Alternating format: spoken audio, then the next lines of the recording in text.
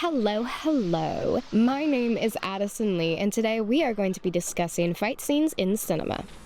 Today I'm going to be discussing 3 main points that define every single fight scene ever. All 3 with dozens of subpoints that you'll want to consider as you're planning your fight scene in your film. Alright, so the main example that I'm going to be using throughout this video comes from John Wick 4, John Wick vs. Killa. This fight scene does a great job of exaggerating some of the main points that we're going to be discussing. I'll throw in some other ones as references as well, so don't worry. Alright, time to get dangerous. Let's start by just talking about visuals. This fight scene I love because it uses that classic dark and rainy setting in a visually stunning way. There's the spinning lights in the background that add depth of field. There's the waterfall in front of the camera that gives just some layers and makes it interesting. There's also the shiny costumes of the people dancing in the club around them. You'll also notice that in this fight scene, they end up using every single thing in the frame. They crash into the pillars, they fight underneath the waterfall, they end up running through the crowd and pushing the people in the shiny costumes out of their way. You also will notice that John Wick fights with an axe that's in somebody's head. This ties into our brain's reward system. We like to expect something and then see it come to fruition. So every time the characters use something in the frame to get their goal, it makes us happy. So you've already engaged your viewer. That ties nicely into our next point, storytelling. The reality of a fight is you have to treat it like a magical bubble. You can do things in a fight scene that you otherwise wouldn't, cinematography-wise, acting-wise, and gravity-defying-wise. We have different expectations when a fight scene starts for the film than we do for the rest of the story. Your character can defy the laws of gravity momentarily. Your camera movement can be super broken up or extremely shaky and make us car sick, but it all has to add something to the story you are telling. If a single choice of cinematography or dialogue during a fight doesn't continue the story and raise the stakes, we immediately turn our brains off and start becoming critical. Point 2, power in a fight scene. John Wick starts out by losing. Most protagonists in good fight scenes begin the fight this way. They are the underdog. They have 0 power. Like Jackie Chan. This way, when the protagonist actually begins to win, we care. We know the protagonist is going to win in some fashion, even if the fight is a draw. So we need to know why we care. A fight is a small story arc. They need to fail at least once, if not twice, before winning.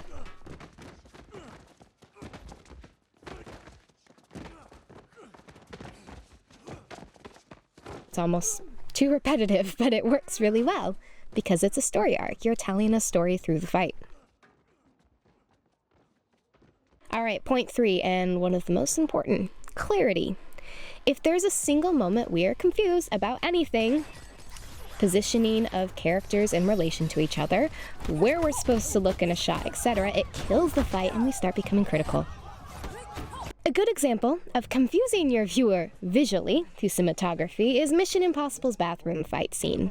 Before the fight scene even starts, the visuals are confusing our brains. We can't choose between the bright background or their faces. But what really drives me insane is the cuts make us just confused enough as to where the characters are standing in relation to everything else that even before the fight starts, we're tense and not sure if we can trust them to take us through the rest of the story. Sound is incredibly important to keeping things clear. We need to hear every hit and miss. John Wick excels at this by keeping the music generally low and letting us feel every single punch as it comes in and lands. The reality is, the main way our brains are able to keep track of the spinning people and quick images is by the sounds that tie them all together. Music helps with this too, but the main reason we're able to keep track of what's happening are the sounds the actors make, which allows us to know how hard a hit is. If you really want to look into this more, I'd suggest watching the Bruce Lee versus Chuck Norris fight scene in the Coliseum, and then immediately go watch any Jason Bourne fight scene. You'll notice that there's the same amount of sounds in each, though one seems dramatically more corny than the other.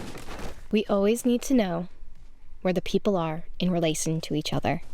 A common way of doing this that makes it absolutely clear where everything is the up looking down shot. This is used in the tight bathroom sequence in the Bourne movies. If that shot wasn't in there, we would have no clue what was going on. This type of shot is even used in the sword fight in the Crouching Tiger, Hidden Dragon.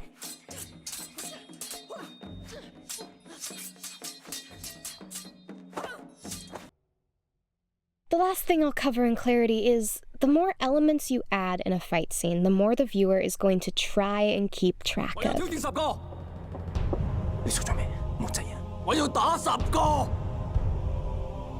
So, you have two options. One, make it super easy to keep track of everything. A wide shot for most of the fight so we know where everything is. Or two, make everything you show pay off. Like in the John Wick versus Killa fight scene, and in most Jackie Chan fights, everything in the frame gets used and has a purpose for the story.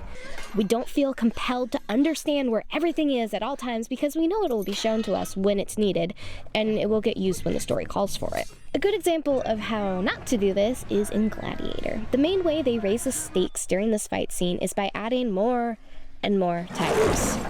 However, for most of the fight, you don't see them in the same frame as the gladiators, so you're not entirely sure where all of them are, and the only one that actually ends up attacking the main character doesn't leave a mark.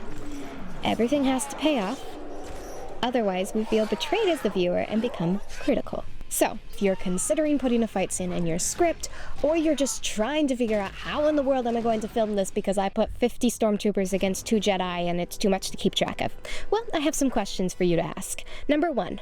Why are they fighting?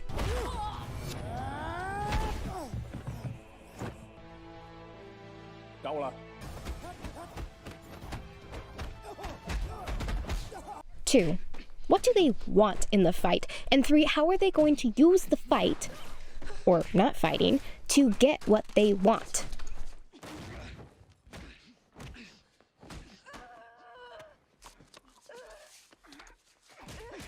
Stay in the character and move the story forward through the fight, and you'll do just fine. You don't have a choice.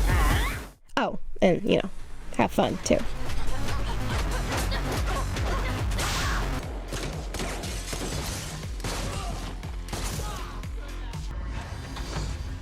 You can't shoot me.